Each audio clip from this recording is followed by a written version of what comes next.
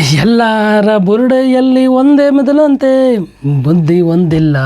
ದೇವರು ಎಲ್ರಿಗೂ ಒಂದೇ ಬುರುಡೆ ಕೊಟ್ಟಿದ್ದಾನೆ, ಅದರಲ್ಲಿ ಒಂದೇ ಥರ ಮೆದುಳು ಕೊಟ್ಟಿದ್ದಾನೆ. ಆದರೆ ಅದೇ ಬ್ರೈನ್ನ ಇಟ್ಕೊಂಡು ಎಷ್ಟೋ ಜನ ಸಾಧಕರಾಗಿದ್ದಾರೆ, ಸಾಧನೆ ಮಾಡಿರೋರು ಇದ್ದಾರೆ, ದೊಡ್ಡ ದೊಡ್ಡ ಸಾಹುಕಾರರಾಗಿದ್ದಾರೆ, ದುಡ್ಡನ್ನು ಜಾಸ್ತಿ ಮಾಡೋರು ಇದ್ದಾರೆ. ಅದೇ ಬ್ರೈನ್ ಇಟ್ಕೊಂಡು ಎಷ್ಟೋ ಜನ ಬಡವರಾಗೇ ಇದ್ದಾರೆ. ನಾವು ಏನೇ ಮಾಡಿದ್ರೂ ನಮ್ಮ ಬದುಕು ಬೇರೆ ರೇಂಜಿಗೆ ಹೋಗ್ತಾನೆ ಇಲ್ಲ. ಯಾಕೆ? ಈ ಬದುಕು ನನ್ನ ಕೈಯಲ್ಲೇ ಇದೆ. ನೀನು ಹೆಂಗೆ ನಿರ್ಧಾರ ತಗೊಳ್ತೀಯ ಆ ಬದುಕು ನಿನ್ನದಾಗತ್ತೆ. ಇಲ್ಲಿ ನಿನಗಿಂತ ಶಕ್ತಿಶಾಲಿ ಯಾರೂ ಇಲ್ಲ. ಮತ್ತು ಯಾಕೆ ನೀನು ಹಾಗೆ ಕೂತ್ಕೊಂಡಿದ್ದೀಯ? ಏನೂ ಇಲ್ಲ ಅಂತನ? ಏನೂ ಆಗಲ್ಲ ಅಂತನ? ಈ ಬದುಕು ನಿಮ್ಮದು, ನಿಮ್ಮಿಂದ ಎಲ್ಲವೂ ಸಾಧ್ಯ. ನಿನಗಿಂತ ಶಕ್ತಿಶಾಲಿ ಇಲ್ಲಿ ಯಾರೂ ಇಲ್ಲ. ಹಾಯ್ ಎಲ್ಲೋ ಎಲ್ರಿಗೂ ನಮಸ್ಕಾರ. ನಾನು ನಿಮ್ಮ ಜೊತೆ ಇದ್ದೀನಿ, ಮಹೇಂದ್ರ HR.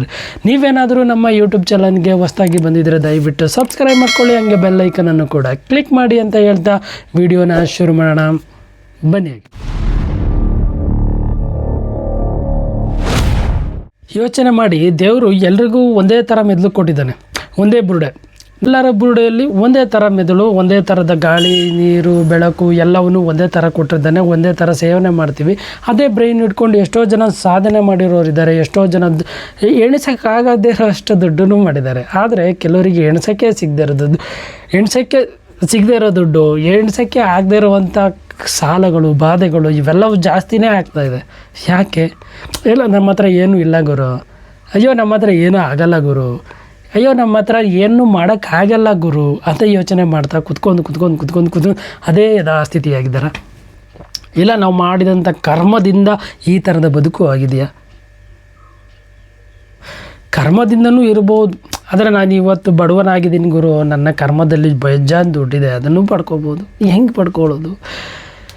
ನಾನು ಯೋಚನೆ ಮಾಡೋದು, ನಮ್ಮ ಬ್ರೈನು, ನಮ್ಮ ಸಬ್ಕಾನ್ಷಿಯಸ್ ಮೈಂಡ್ ಏನಿದೆ, ನಮ್ಮ ಸಬ್ಕಾನ್ಷಿಯಸ್ ಮೈಂಡಿಗೆ ಯಾವ ಥರ ಒತ್ತನ್ನು ಕೊಡ್ತೀವಿ ಆ ಬದುಕು ನಮ್ಮದಾಗುತ್ತೆ. ಎಲ್ಲವೂ ನಿಮ್ಮ ಕೈಯಲ್ಲೇ. ಒಳ್ಳೆಯದನ್ನು ಯೋಚನೆ ಮಾಡಿದ್ರೆ ಒಳ್ಳೆ ಬದುಕು ನಿಮ್ಮದಾಗುತ್ತೆ, ಕೆಟ್ಟದ್ದನ್ನು ಯೋಚನೆ ಮಾಡಿದ್ರೆ ಕೆಟ್ಟ ಬದುಕು ನಿಮ್ಮದಾಗುತ್ತೆ.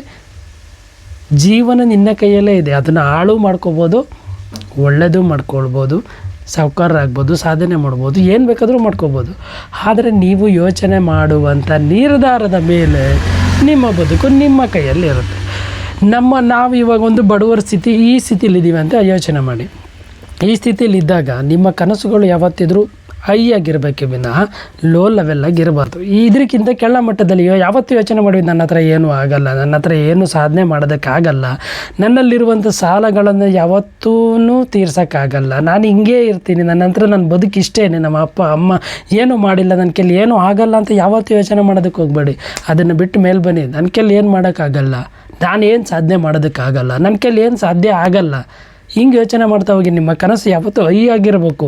ಅದನ್ನು ನಿಮ್ಮ ಮೈಂಡಿಗೆ ನೀವು ಆಗ್ತಾ ಇದ್ದಂಗೆ ನಿಮ್ಮ ಆ ಕೆಲಸಕ್ಕೆ ಒತ್ತಡ ಏನು ಕೊಡಬೇಕು ಅದು ಐಡಿಯಾಸ್ ನಿಮ್ಮ ಒಳಗಿಂದ ಬರುತ್ತೆ. ಆ ಒಳಗಿಂದ ಬಂದಿದ್ದನ್ನು ನೀವು ತಗೊಳ್ಳಿ. ನಿಮ್ಮ ಬಿಸ್ನೆಸ್ಸಿಗಾಗಿರ್ಬೋದು, ನೀವು ಆಡುವಂಥ ಕೆಲಸ ಕಾರ್ಯಗಳಿಗೆ ಅದನ್ನು ತಗೊಂಡು ಯೂಸ್ ಮಾಡ್ಕೊಳ್ಳಿ. ನಿಮ್ಮ ಬದುಕು ಚಿಗುರ್ತಾ ಹೊಡಿತಾ ಹಾಗೆ ಫ್ಲೋ ಆಗಿ ಹೋಗುತ್ತೆ. ಇದನ್ನು ಯೋಚನೆ ಮಾಡಿ. ನಿಮ್ಮ ಬದುಕು, ನಾನು ಹಿಂಗೆ ಇದ್ದೀನಿ, ನಾನು ಬಡವನಾಗ್ಬಿಟ್ಟಿದ್ದೀನಿ, ನಾನು ಹಿಂಗೆ ಇರ್ತೀನಿ, ಇದೇ ಥರ ಬದುಕ್ತೀನಿ ಅಂತ ಯಾವತ್ತೂ ಯೋಚನೆ ಮಾಡೋಕ್ಕೆ ಹೋಗ್ಬೇಡಿ. ಏನು ಇಲ್ದಿದ್ದವರು ಏನೇನೋ ಸಾಧನೆ ಮಾಡಿದ್ದಾರೆ, ಏನು ಇಲ್ದಿದ್ದವರು ಇವತ್ತು ದೊಡ್ಡ ಬಂಗಲೆಯನ್ನು ಕಟ್ಟಿ ದೊಡ್ಡ ದೊಡ್ಡ ಶ್ರೀಮಂತರಾಗಿದ್ದಾರೆ. ಆದರೆ ನೀವು ಮಾತ್ರ ಹಿಂಗೆ ಇದ್ದೀವಿ. ಯಾಕೆ? ನಮ್ಮ ಮೈಂಡ್ ಸೆಟ್, ನಮ್ಮ ಯೂನಿವರ್ಸನ್ನು ಆ ಬುರುಡೆ, ಈ ಬುರುಡೆಯಲ್ಲಿ ಎಲ್ಲನೂ ಕೊಟ್ಟಿದ್ದಾನೆ. ಇದನ್ನು ಹೆಂಗೆ ಯೂಸ್ ಮಾಡ್ಕೊಳ್ಬೇಕು, ಯಾವ ಥರ ಯೂಟಿಲೈಸ್ ಮಾಡ್ಕೊಳ್ಬೇಕು ಅನ್ನೋ ನಿರ್ಧಾರ ನಮಗೆ ಕೈಗೆ ಬಿಟ್ಟಿದ್ದಾನೆ ದೇವರು. ಭಗವಂತ ಎಲ್ಲರೂ ಒಳಗಡೆನೂ ಇದ್ದಾನೆ. ಅವನ ಒಳಗಡೆ ನಾವು ಬದುಕ್ತಾ ಇದ್ದೀವಿ. ಆ ಬದುಕಲ್ಲಿ ನಾವು ಏನು ಬೇಕಾದ್ರೂ ಮಾಡಬಹುದು. ಅದು ಸಾಧನೆ ಮಾಡುವಂಥ ಚಾಲೆಂಜ್ ನಿಮಗಿರಬೇಕು, ಧೈರ್ಯ ನಿಮಗಿರಬೇಕು. ಇವೆಲ್ಲವೂ ಹೊತ್ತು ನಿಮ್ಮ ಹತ್ರ ಹೋಗ್ತಾ ನಿಮ್ಮ ಬದುಕು ಬೇರೆ ರೇಂಜಿಗೆ ಹೊರಟೋಗ್ಬಿಡುತ್ತೆ.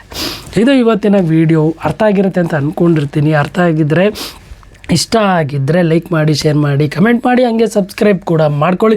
ಇವತ್ತಿಂದ ನಿಮ್ಮ ಯೋಚನೆ ಹೈಯಾಗಿ ಯೋಚನೆ ಮಾಡಿ. ಯೋಚನೆ ಮಾಡೋದಕ್ಕೆ ಯಾರು ದುಡ್ಡು ಕೊಡಬೇಕಂತ ಏನೂ ಇಲ್ಲ ಬಾಸು. ಯೋಚನೆ ಮಾಡಿ ನೋಡಿ. ಪ್ರತಿನಿತ್ಯ ರಾತ್ರಿ ಮಲಗಬೇಕಾದ್ರೆ ಬೆಳಗ್ಗೆ ಎದ್ದಾಗ ಈ ಥರದ ಯೋಚನೆಗಳು ಇರಲಿ. ಇದ್ದರೆ ನಿಮ್ಮ ಬದುಕನ್ನು ಯಾರು ಹಿಡಿದು ನಿಲ್ಸೋಕ್ಕೆ ಆಗಲ್ಲ. ವಟ ಕಿಚ್ಚು ಮಾಡೋರ ಮಧ್ಯ ಈ ಮಾಟ ಮಂತ್ರ ಇದ್ರ ಬಗ್ಗೆ ಯಾವುದೂ ತಲೆ ಕೆಡಿಸ್ಕೊಬೇಡಿ. ನಾನು ಏನು ಮಾಡಬೇಕು ಅದನ್ನು ಮಾತ್ರ ಯೋಚನೆ ಮಾಡಿ. ಯಾರು ಕೂಡ ನಿಮ್ಮನ್ನೇನು ಮಾಡೋದಕ್ಕಾಗಲ್ಲ. ಅಷ್ಟೇ, ಗುರಿ ಇದ್ದನಿಗೆ ಗುರಿ ಮೇಲೆ ಮಾತ್ರ ಫೋಕಸ್ ಇರಬೇಕು, ಬೇರೆ ಅದ್ರ ಮೇಲೆ ಅಲ್ಲ. Okay, thank you for watching. ಎಲ್ರಿಗೂ ಒಳ್ಳೆಯದಾಗಲಿ. ಹರೇ ರಾಮ್, ಹರೇ ಕೃಷ್ಣ.